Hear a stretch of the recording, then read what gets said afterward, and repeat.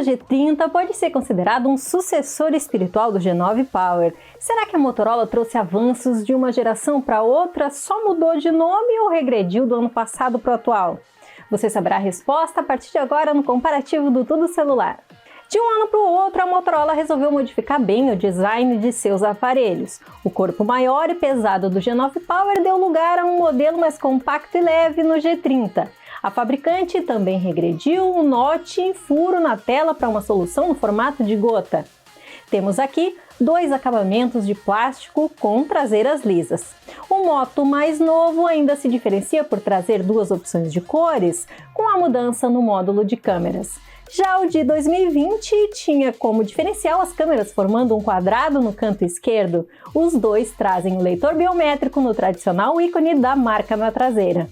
De uma geração para outra, não tivemos a adição de recursos extras, como NFC ou resistência contra a água. Até a gaveta de chips e expansão de memória segue híbrido, sem a possibilidade de ter duas linhas e um cartão microSD ao mesmo tempo. De um lado, o corpo agora está mais compacto e com a traseira contemporânea. Do outro, a parte frontal regrediu no entalhe. Por pouco, a vitória vai para o G30. De um ano para o outro, a Motorola não quis alterar o material do seu display e manteve o IPS LCD, mas o tamanho diminuiu e foi de 6,78 para 6,5 polegadas. Ao menos a fabricante aumentou a taxa de atualização e agora temos um painel de 90 Hz. Em outras palavras, você vai ter mais fluidez e animações e jogos. Pena que a resolução ainda é HD+, e a empresa não quis melhorar o brilho do G9 Power para o G30. Você pode encontrar dificuldades para usar os dois aparelhos em dias ensolarados. Ao menos o contraste melhorou para o Moto recente e passou a apresentar cores mais vivas e preto mais profundo.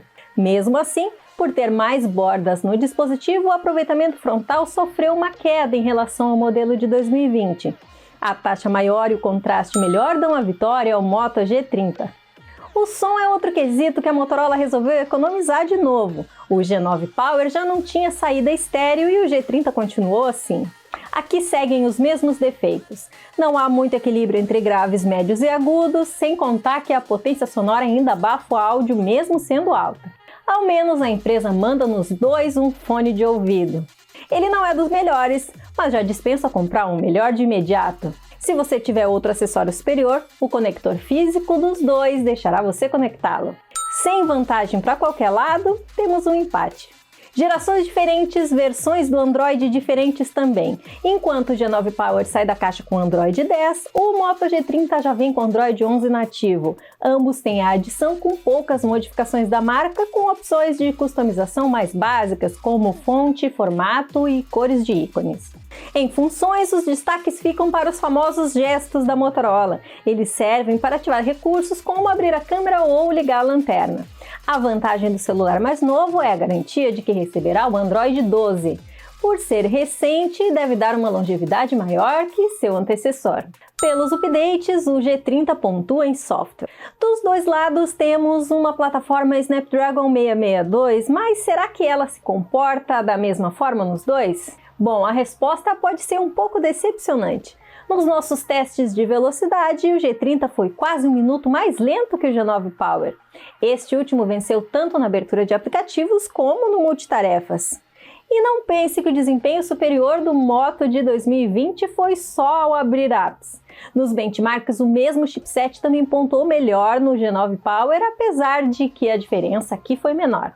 Em jogos é bom reforçar que nenhum dos dois tem a especialidade nisso.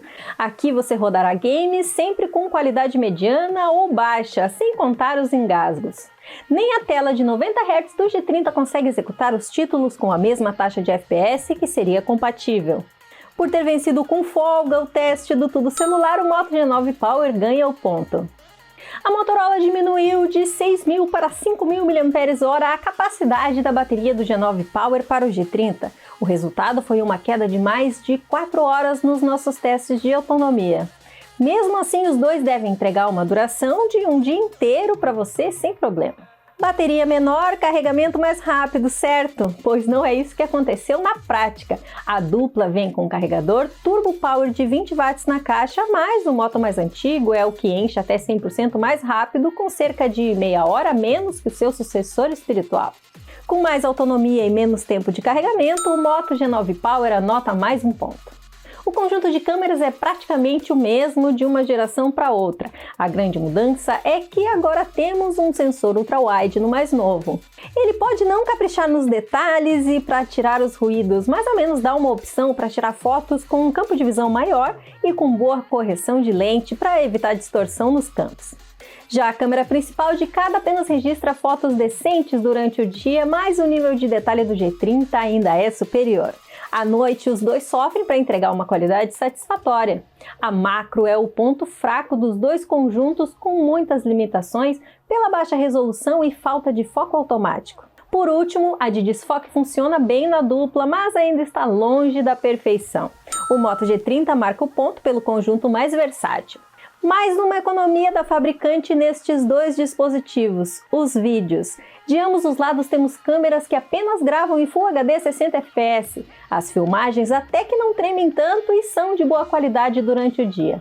À noite é que as gravações caem bastante de nível. O áudio é estéreo, mas a dupla ainda sofre para lidar com ruídos de fundo.